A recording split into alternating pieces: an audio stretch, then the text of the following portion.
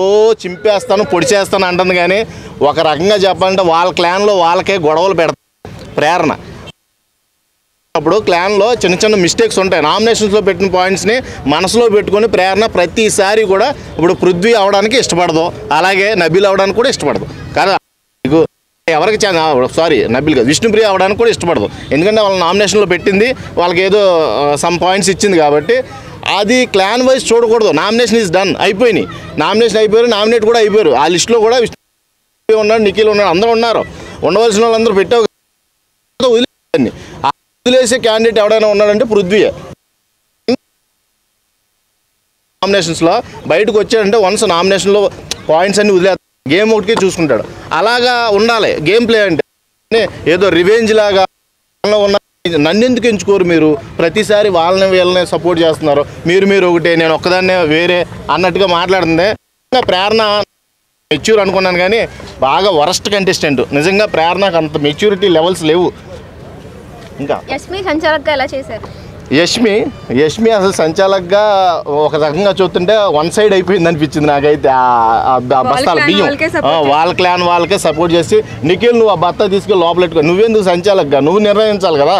అక్కడ నీకు లాక్కొచ్చి లైన్ దాటితే ఎవరు ముందు దాటితే వాళ్ళకి అది పాయింట్ ఇవ్వాలి. యాక్చువల్గా నేను లైన్ కాదు, నేను రూల్ మార్చేశాను, పైకి ఎవరైతే పెడతారో దాని మీద థ్రెడ్ మీద వాళ్ళకే నేను పాయింట్ ఇస్తాను అనడం అది కరెక్ట్ కాదు.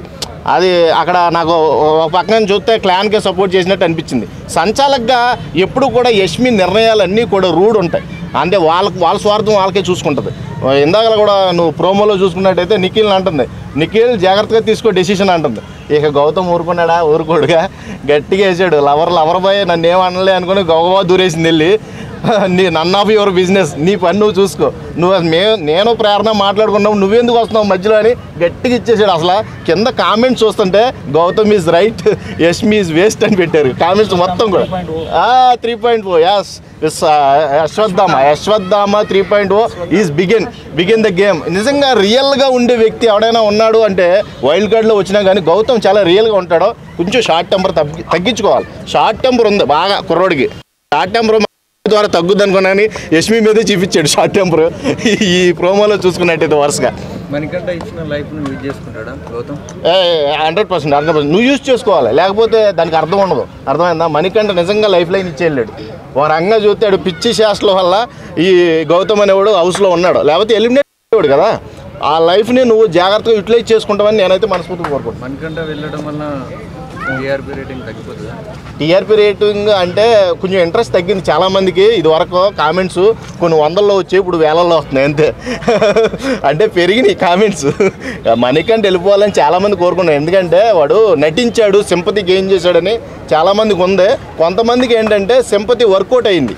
చాలామంది కూడా మళ్ళీ రీఎంట్రీ ఇవ్వచ్చు, మణికంఠని మళ్ళీ లోపలికి పంపించండి అని కామెంట్స్ కూడా పెడుతున్నారు. అవన్నీ కాని పనులు. ఇప్పుడు వద్దని వెళ్ళిపోయాడు కదా, వాకడౌట్, బయటికి వెళ్ళిపోయాడు, కావాలని వెళ్ళిపోయాడు. కాబట్టి అలాంటి మళ్ళీ రీఎంట్రీ అనేది ఛాన్సే లేదు. ఎవరు ఎలిమినేట్ అవుతారు అనుకుంటున్నారు ఈ వీక్ మీరు? ఈ వీక్లో నాకు తెలిసి విష్ణుప్రియ, పృథ్వీ వీళ్ళిద్దరి మీద ఉంది. ఎవరైనా ఒకళ్ళు బయటికి వెళ్ళొచ్చు ఖచ్చితంగా. వైల్డ్ కార్డ్స్ అయితే వెళ్ళే కనబడట్లా నాకు. ఎందుకంటే వాళ్ళు 100% ఇస్తున్నారు. కామెడీ అవని, గేమ్ అవని, ఏదేమైనా వాట్ ఎవర్ మేబీ వాళ్ళు 100% అవుట్పుట్ అయితే ఇస్తున్నారు. బిగ్ బాస్కి కావాల్సిన బజ్ వాళ్ళు వచ్చిన తర్వాత తీసుకొచ్చారు. ఈ ఓజీ క్లాన్ నమ్ముకుంటే బిగ్ బాస్ సీజన్ 8 ఎత్తిపోయేది. వాళ్ళు వచ్చారు కాబట్టి వాళ్ళ మటుకు నామినేషన్లో ఉండే అవకాశమే లేదు, ఎలిమినేట్ అయ్యే అవకాశమే లేదు.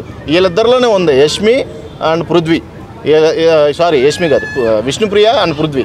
వీళ్ళిద్దరిలోనే ఒకళ్ళైతే ఎలిమినేట్ అవుతారు ఖచ్చితంగా.